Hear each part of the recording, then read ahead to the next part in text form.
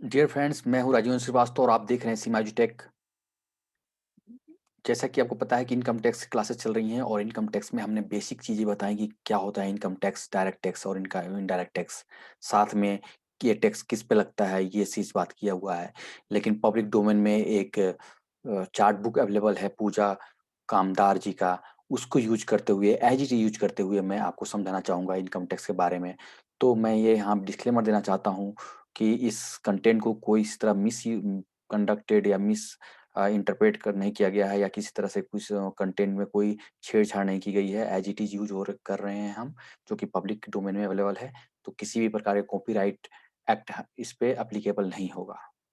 चलिए शुरू करते हैं और मैं साथ में धन्यवाद भी देना चाहूँगा पूजा जी को कि उन्होंने इतने बेहतरीन तरीका से इस चार्ट बुक को बनाया है। आपका बहुत-बहुत शुक्रिया।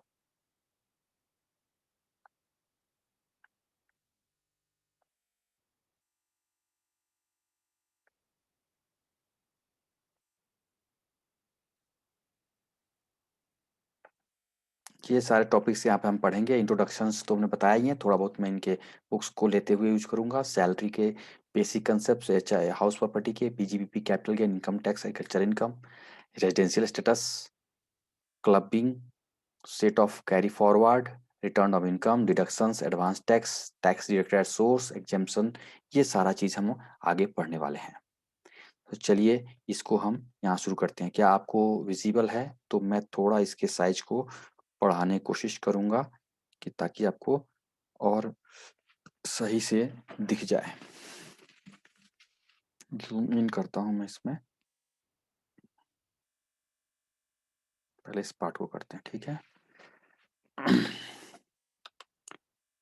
ये चैप्टर 1 है असेसमेंट ईयर 2021 के लिए हमने हर साल एक्ट चेंज होता रहता है तो हम उसको बेस लेते हुए करेंगे इनके बुक को। और यहाँ पे लिखा हुआ what is the tax and why are they are levied. तो उनको पता है कि टैक्स क्यों जरूरी है। गवर्नमेंट गवर्नमेंट को अब हम कंट्रीब्यूट करते हैं ताकि आपको अवेलेबल हो। ये नोट्स आपको अवेलेबल डोमेन पब्लिक डोमेन में भी है, वहां से भी ले सकते हैं या हम भी आपको प्रोवाइड करा देंगे। Tax is our contribution to the government from our income. It is fee charged by the government on a product, income or activity. यहाँ हम आपसे बात कर रहे हैं इस टॉपिक पे। यहाँ पे the tax is a contribution of the government from the income। ये चीज आपको पता है, जो इसमें दो बात होता है डायरेक्ट इनडायरेक्ट, जो पिछले क्लासेस में पढ़ा चुका हूँ, तो ये ज्यादा पढ़ने की जरूरत नहीं है। यहाँ पे difference between direct and indirect taxes. The purpose of this tax to government directly bears incidence of the tax. ये डायरेक्ट टैक्स है। इनडायरेक्ट टैक्स आपको पता है, ये बता दिया हमने। इसमें जीएसटी कस्टम सब आगे मैं पढ़ा चुका हूँ, तो इसलिए इसमें हम आपको ज़्यादा नहीं पढ़ाएंगे। अब यहाँ पे हिस्ट्री ऑफ मैंने लगभग बता दिया हूँ कि ये 1 अप्रैल 1962 में लागू हुआ था। ये चीज़ आप पढ़ सकते हैं। अभी हम इस सेक्शंस अबाउट इनकम टैक्स के बारे में बताना चाहूँगा कि इसमें 298 सेक्शंस हैं और सेक्शंस के बाद सबसेक्शन होते हैं, सबसेक्शन के बाद क्लॉजेज होते हैं, क्लॉज के बाद सब क्लॉज होते हैं। ये बेसिक आपके टर्मिनोलॉजी है, बेसिक स्ट्रक्चर है, जो कोई भी लॉ जब हम प्रिपेयर होता है तो ये section, subsection, clause and sub clause के मेथड को यूज किया जाता है। कुछ प्रोविजो भी होते हैं। प्रोविजो होते हैं जब मेन कंटेंट से कुछ अलग हट के बात करना होता है तो प्रोविजो लगाया जाता है, ठीक है? तो यहाँ पे फिर आपको कुछ एक्ट को अगर डिक्लेयर करना होता है तो शेड्यूल्स देते हैं, जहाँ पे आपको 15 शेड्यूल्स हैं। ये आप यहाँ पे देख रहे हैं कि यहाँ 15 शेड्यूल्स हैं। ये देखिए यहाँ 15 शेड्यूल्स हैं।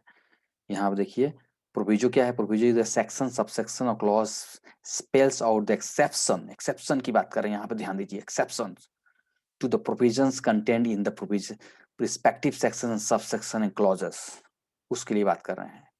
एक्सप्लेनेशन क्या है? दे एक्सप्लेनेशन कहीं कहीं एक्ट आपको एक्सप्लेन भी करता है कि आपको क्या होगा, क्योंकि पता है आपको टैक्स में होता है जो दिखा नहीं वो, जो लिखा नहीं वो दिखा नहीं, सॉरी, जो लिखा नहीं वो दिखा नहीं। यानी कि एक्ट में अगर नहीं लिखा गया है तो हम उसको नहीं मानेंगे। एक्ट को इंटरप्रेट करने का तरीका अलग है, उसको हम इंटरप्रेट करेंगे। लेकिन जो चीजें नहीं लिखी हुई है हम मानेंगे कि वो नहीं है। इसलिए कई बार टर्मिनोलॉजी को उसके डेफिनिशंस के अलावा भी हम एक्सप्लेनेशन की आवश्यकता हमें पड़ती है, तो एक्सप्लेनेशन इस तरह से दिया रहता है। सेक्शन सब सेक्शंस में जो कंटेंट्स यूज़ होते हैं, उनको एक्सप्लेनेशन के तहत समझाया जाता है। इसके साथ अब आगे आपका चार्जिंग सेक्शन। क्या है ये? ये मेन एक्ट का वो पार्ट है जो एप्लीकेबिलिटी को दर्शाता है। This is a charging section of the act, ठीक है? Act and income tax is payable for the any assessment year at the rate specified in the annual financial year act in respect of total income of any person। मतलब आपके बताया था हमने financial year and होने के पहले अगले financial year के लिए जो भी बजट आता है, फाइनेंस एक्ट आता है, उसमें रेट और उसके सेक्शंस को डिफाइन किया जाता है। तो ये आपका ऐसे करके हम इसको करते हैं। अब थोड़ा इधर जूम इन करता हूं मैं आपको इस पार्ट को। How and who drive its power to levy the tax. आपको पता है आर्टिकल 246 ऑफ कॉन्स्टिट्यूशंस, कॉन्स्टिट्यूशंस में जो प्रोविजंस दिए गए हैं, जो आपके आर्टिकल्स में जो लिखे गए हैं, उसी के तहत कोई भी एक्ट जन्म लेता है, यानी कि एक्ट पास किया जाता है। तो देखिए आर्टिकल 246 में ये इनकम टैक्स के बारे में आपको किसको किया गया था, स्टेट एंड यूनियन गवर्नमेंट को पावर किया गया है। The constitution contain the following three list under which the union state have authority to make the law for the purpose of the levy the taxes। The following rates are listed in content in the article 46 में। अब इसमें क्या है, एक हो गया आपको union list, state list and current list, ठीक है। इस तरह से आपका ये एक्ट है। इस तरह से हम देख रहे हैं इनकम टैक्स को। चलिए फिर से शेयर करता हूं मैं आपको, आपसे मैं बात करना चाहता था। चलिए यहाँ पे हम देख रहे हैं आर्टिकल 46 में ये चीज यूनियन लिस्ट होता है, फिर आपका स्टेट लिस्ट होता है, एक कंकरेंट लिस्ट होता है। यूनियन लिस्ट में सेंट्रल गवर्नमेंट को पावर होता है एक्ट बनाने का, स्टेट लिस्ट में स्टेट को होता है, एंड कंकरेंट लिस्ट में दोनों का होता है। कंकरेंट लिस्ट में दोनों हम बना सकते हैं, सेंट्रल भी स्टेट भी बना सकती है। एंटी 82 में जो इसमें एंट्री लेवल है, एंटी 82 है, एंटी 82 में एंट्री नंबर 82 में union list has the power the central government to levy the taxes on income. Income पे टैक्स लगाने के लिए एंट्री नंबर 82 में इम्पावर किया गया है। कहाँ पे?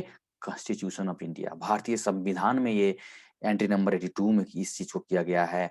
और आर्टिकल कौन सा है? 246, याद रहेगा बिल्कुल। तो इस तरह से हमने ये देखा कि 298 सेक्शंस हैं और इसमें सब सेक्शंस क्लॉज होते हैं, ये भी इसमें शामिल हैं। और शेड्यूल्स कितने हैं आपके? शेड्यूल्स हैं 14, सॉरी 15 बोल दिया था मैंने, 14 शेड्यूल्स हैं। ये रोमन में लिखा हुआ है, 14 शेड्यूल्स हैं, ठीक है। अब आते हैं इंट्रोडक्शंस। इनकम टैक्स क्या है, फाइनेंस एक्ट क्या है, एंड इनकम टैक्स रूल्स क्या होते हैं, सर्कुलर क्या होता है, लीगल डिसीजंस क्या होते हैं, ये हम एक एक करके आपको समझने की कोशिश करेंगे।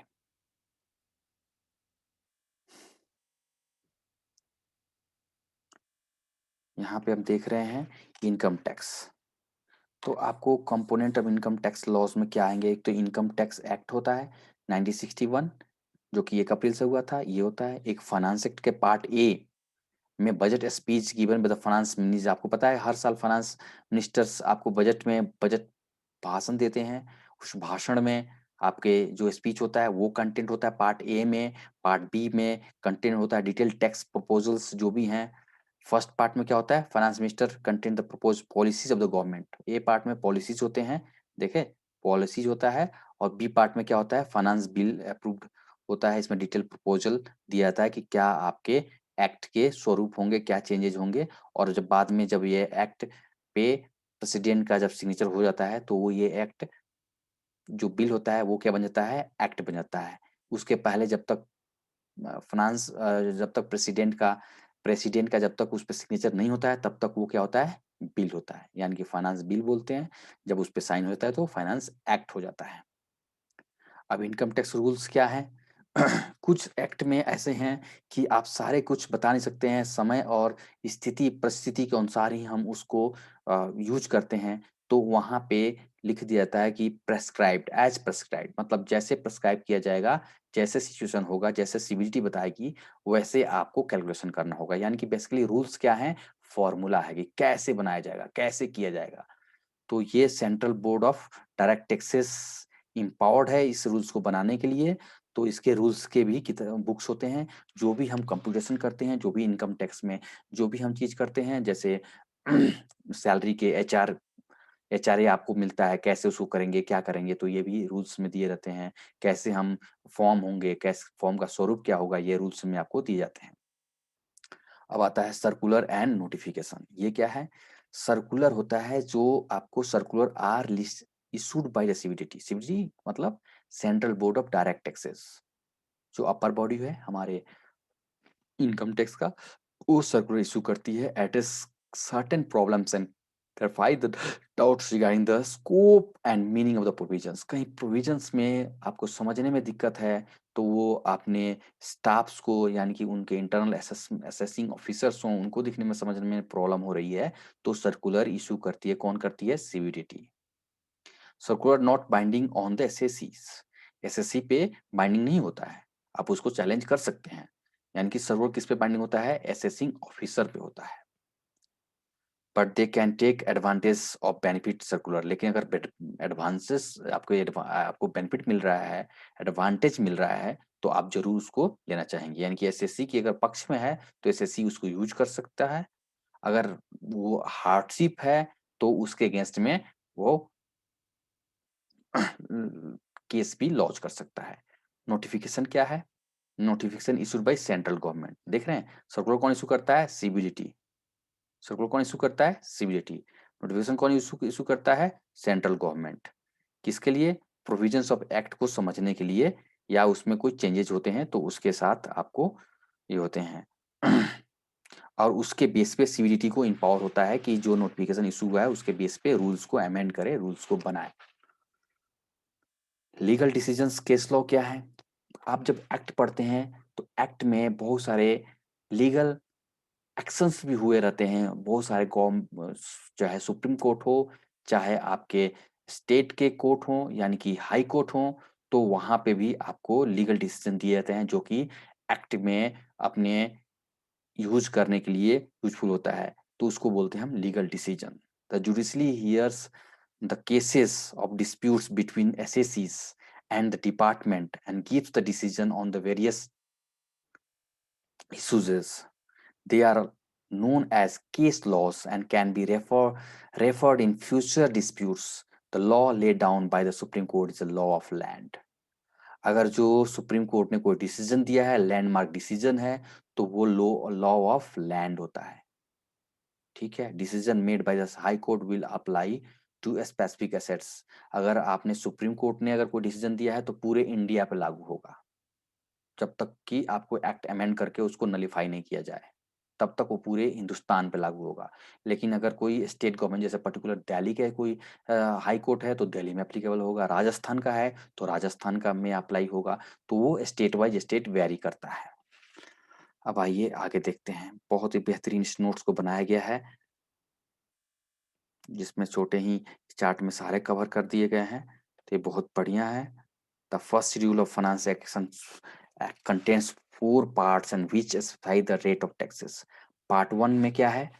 The first schedule of the finance act specify the rate of taxes applicable for the current assessment years. जो first schedule of finance act जो कि हर साल आता है फरवरी मंथ में, तो फर्स्ट पार्ट में क्या होता है? टैक्स एप्लीकेबल क्या होगा current financial year assessment year में, उसके लिए होता है। पार्ट 2 में क्या होता है? Rate at which the deductible at the source and TDS क्या क्या होगा, पार्ट 2 में होता है। पार्ट 3 में क्या होता है? Calculating income tax for deducting tax from income and chargeable under the head salary and computation of advance tax के बारे में होता है पार्ट 3। एंड उसके बाद आपका जो होता है पार्ट 4, वो gives the rules for computing net agriculture income के बारे में होता है। Part third of schedule 1 of finance act 2019 will become the part first of the schedule of the finance act 20 years of सुन। ये सब इसको अभी रहने देते हैं, ये नहीं समझने की कोई ज़्यादा आपको आवश्यकता नहीं है। रेगुलर इनकम, कैजुअल इनकम, ये क्या है? जो पीरियोडिकल मॉनेटरी रिटर्न देता है, it is a periodic monetary return. मतलब सैलरी आपको मिल रही है तो हर महीने मिलेगी, accrue regularly from the definite source, एक ही सोर्स से मिलेगा। It is treated as income for the tax purpose. इससे क्या बोलते हैं, हम क्या बोलेंगे, सैलरी इनकम। तो सैलरी इनकम क्या है, रेगुलर इनकम है। कैजुअल इनकम क्या है, कभी कभी आता है, उसका डिफाइंड सोर्स नहीं होता है, वो चेंज होता रहता है, उसका पीरियड भी डिसाइड नहीं होता है। जैसे कि winning from lotteries, net receipt, जो कि आपके इसमें यूज किया जाता है, इसलिए इसको आपके टर्मोलॉजी को समझना जरूरी है। नेट रिसीट क्या है, income means net receipts and net, not gross receipt. Income means net receipt, net receipt मतलब नेट रिसीट्स मतलब हो गया, इनकम का मतलब होता है net receipt, not gross receipt. Gross receipt मतलब इनकम मतलब खर्चे घटाने के बाद जो आएगा वो होगा। Gross receipts can not be treated as income, इसको इनकम नहीं मानते हैं। Gross receipts are total receipts without deducting expenses. समझ गए? तो कुछ सिंपल लिखा हुआ है। मेथड ऑफ अकाउंटिंग क्या होता है, assessee can maintain books of account on cash और मर्केंटाइल सिस्टम। अकाउंट्स पढ़ाया हूं मैंने, कैश बेसिस अकाउंटिंग और accrual basis accounting. Accrual basis को मर्केंटाइल सिस्टम में बोलते हैं। Cash system expenses are recorded on the payment basis and income on the receipt basis. पता है आपको इन मर्केंटाइल सिस्टम क्या होता है, ये हमने शुरू रिसर्च किया तो मैं ज़्यादा इस पर फोकस नहीं करूंगा। However only PGBP and income from other sources income is calculated as per the method accounting followed by the assessee. जैसे भी आप फॉलो कर रहे हैं उसके अनुसार से आपको किया जाएगा। Revenue receipts, it is recurring receipts. Revenue receipts are generally taxable unless specified made होगा, ठीक है। Capital receipts is one time, revenue आपको हमेशा इनकम आता रहता है, वो रेवेन्यू हो गया। कैपिटल सेट्स क्या हो गया, जो वन टाइम होता है तो कैपिटल सेट्स होता है। जैसे आपने माल, जैसे आपने कोई लैंड बेचा है, कोई क्या आपके ने कार बेची है, जो कि कार बेचने का आपका बिजनेस नहीं है, आपने कार को बेचा है, या फिर आपके आपने कोई बिल्डिंग बेचा है, तो ये सारा चीज कैश में आता है। इस तरह से ये सब चीज़ें क्या हैं जो कि ज़्यादा इस पे ध्यान दे रहे हैं। What is the legal income and what is the illegal. Legal income जो आपके लीगल तरीके से आप करते हैं। इलीगल क्या होगा, जो स्मगलिंग हो गया, without paying custom duty, betting हो गया, क्रिकेट में कई लोग बेट लगाते हैं जो कि यहाँ पे लॉ उसको अलाउ नहीं करता है, तो ये सारा चीज आपका होता है। ये सब हमने डिफाइन कर चुके हैं कि कहाँ पे कौन कौन दे सकता है टैक्स, तो ये सारा चीज लोकल बॉडी कंपनी ये सब हमने पढ़ लिया, तो इसको मैं स्कैप करता हूँ।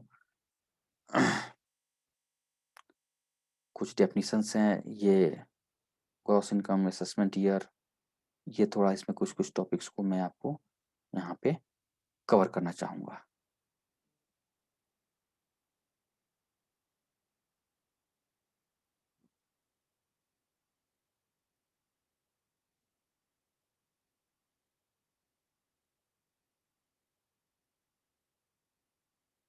चलिए शुरू करते हैं, जूम इन करते हैं। ये ज़रा इम्पोर्टेंट है, इस चीज़ को मैं आपको बताना चाहूँगा। प्रीवियस ईयर, एसएससी क्या है, ये सब कुछ टर्मोलॉजी जो यूज होंगे एक्ट में वो मैं आपको बता दूँ। प्रीवियस ईयर होता है जो एक्चुअल में फाइनेंशियल ईयर होता है, जिसमें आपने पैसे कमाए हैं, वो आपके प्रीवियस ईयर होता है। आप इसको पढ़ सकते हैं, ठीक है। जैसे कि मार्च 21 खत्म हुआ है, तो जो पीरियड चला गया वो प्रीवियस ईयर होता है। जिस ईयर में आप इनकम टैक्स देते हैं उसको असेसमेंट ईयर करते हैं। मतलब उस ईयर में असेस हो रहा है, असेस किस चीज का होगा, पीछे के इनकम का असेस होगा, तो इसलिए पीछे का इनकम को क्या बोलते हैं, प्रीवियस ईयर। और असेसमेंट ईयर क्या हुआ, जिसमें असेसमेंट होता है, तो पीछे जो आपने कमाया उसका असेसमेंट अगले साल होता है, तो उसको बोलते हैं असेसमेंट ईयर। तो प्रीवियस ईयर जब आप टैक्स के कैलकुलेशन कर रहे होते हैं उसके पीछे का होता है, यानी कि मार्च जो जस्ट आपके कंप्लीट हुआ है वो वाला होता है। और जिस पीरियड में आप दे रहे होते हैं उस पूरे ईयर को हम असेसमेंट ईयर करते हैं, यानी कि प्रीवियस ईयर के अगले वाले ईयर को हम असेसमेंट ईयर करते हैं, जो कि आपकी इसमें लिखा हुआ है, आप इस नोट्स को पढ़ सकते हैं। ग्रॉस इनकम क्या है, तो बता दिया मैंने कि जिसमें आपको ग्रॉस टोटल इनकम क्या है, जिसमें आपको डिडक्शंस नहीं होते, सारे income, income from salary, income from house property, income from business, capital gain, income from other sources, ये सारे आने के बाद जो जोड़ते हैं उसे हम ग्रॉस इनकम बोलते हैं। और नेट इनकम बोलते हैं जब हम 26A से, तो जब हम सॉरी जो आपके टीडीएस चैप्टर 6A से जो हम डिडक्शंस होते हैं, जैसे आपने एलआईसी दिया है, आपका स्कूल का फीस है, ये सारा चीज जो होता है वो माइनस कर देते हैं तो नेट इनकम बन जाता है। रिलीफ, अब डेफिनेशन ऑफ इंडिया ये बाद में बात करेंगे, पहले इधर बात कर लेते हैं। एसएससी क्या है? एसएससी मतलब जो आपको टैक्स देता है उसे एसएससी बोलते हैं। जो आपको असेसिंग ऑफिसर होता है जो आपके ऊपर टैक्स लगाता है। रिलीफ क्या है? रिलीफ, इनकम टैक्स में कुछ रिलीफ दिए जाते हैं, जैसे सेक्शन 86, 89 में रिलीफ दिया गया है। जैसे मान लीजिए आपको आपने आपकी सैलरी का इनकम है और आप पीछे आपने पीछे से आपकी सैलरी इंक्रीज हो रही है, तो वहां पे आपको बेनिफिट मिलता है, रिलीफ मिलता है। ठीक है। एग्जेम्पशन क्या है? जहाँ पे इनकम टैक्स से उसको आपको एग्जेम्प्ट कर दिया जाता है, उसे हम एग्जेम्प्ट इनकम बोलते हैं। इस तरह से आपके इस टर्मिनोलॉजी को हमने समझने की कोशिश किया।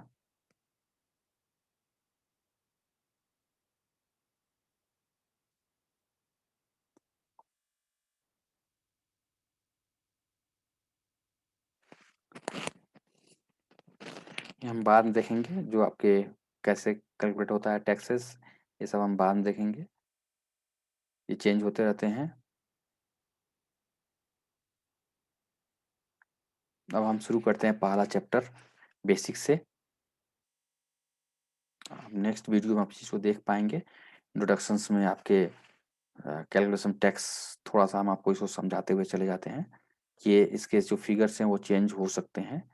तो यहाँ पे आप देखिए, tax calculation for the persons, person पर टैक्स लगता है। 87 क्या हो गया? रिबेट का सेक्शन है। Income income done as per the rate applicable the persons, जैसे इनकम टैक्स होगा उस पर लगेगा। स्लैब रेट हो गया। कॉर्पोरेट सोसाइटी का अलग होता है, फॉर्म का अलग होता है, कंपनी का अलग होता है, इंडिविजुअल्स का अलग होते हैं, ये सारे रेट हो गए। मार्जिन रिलीफ मिलता है, जैसे मार्जिन रिलीफ आपको आगे बात करेंगे, मार्जिन रिलीफ क्या है। सरचार्ज होता है, सरचार्ज बड़ी कंपनी जिसका 1 करोड़ से ऊपर है उस पर सरचार्ज लगता है, उससे नीचे उस पर सरचार्ज नहीं लगता है। एवरेज रेट ऑफ टैक्स क्या है, ये सब चीजें यहाँ पे दिया गया है। ए आर उसको बोलते हैं। स्पेशल रेट ऑफ टैक्सेस, कहीं कहीं एक्ट में स्पेशल टैक्स लगाया गया है, जैसे मान ली लॉन्ग टर्म कैपिटल गेन वहाँ पे 20% होता है, स्लैब रेट का कोई बेनिफिट नहीं मिलता है। STG short term capital gain है, वहाँ 15% है, तो कहीं कहीं आपको स्पेशल रेट लगाए गए हैं जो कि स्लैब रेट से अलग हैं, तो उसको हम करते हैं। जैसे टीडीएस हो गया, कैजुअल इनकम हो गया, जैसे लॉटरी, ये चार, ये सब में 30% का टैक्स लगाया जाता है। ठीक है। Income by way of the dividend exceeds 10 lakh, अगर इनकम आपको 10 लाख से ऊपर हो गया तो 10% लगता है। तो अलग अलग चीजों पे अलग अलग यहाँ पे दिए गए हैं टैक्सेस। इस तरह से हम देखेंगे। सेक्शन 115 है जो कि domestic company engage in distribution of in relation to the manufacturing articles, research development के लिए है, तो उसके लिए होता है। ये बहुत सारा आपको एप्लीकेबल नहीं है, ये चार्ट अकाउंटेंट इन लोगों के लिए ही ये एप्लीकेबल है, तो हम इस चीज़ को स्कैप कर रहे हैं अभी। आगे हम इस चीज़ को पढ़ेंगे। इस तरह से हमने आपको बताया कि कैसे इंट्रोडक्शन दिया एक बेसिक कि क्या होता है आपके इनकम टैक्स का जो कॉन्स्टिट्यूशंस है उसमें कहाँ जगह दिया गया है, और इसको कौन चार्ज करता है, जैसे कि सेंट्रल गवर्नमेंट इस पे एक्ट बनाती है, नोटिफिकेशन क्या है, सर्कुलर क्या है, ये सारा कुछ हम आपको यहाँ पे डिस्कस किया। एग्जाम्पशन क्या है, रिलीफ क्या है, ये सारी बातों को हम लोगों ने यहाँ पे डिस्कस किया। अब नेक्स्ट क्लास सैलरी से हम शुरू करेंगे, सैलरी को हम देखेंगे। Thank you.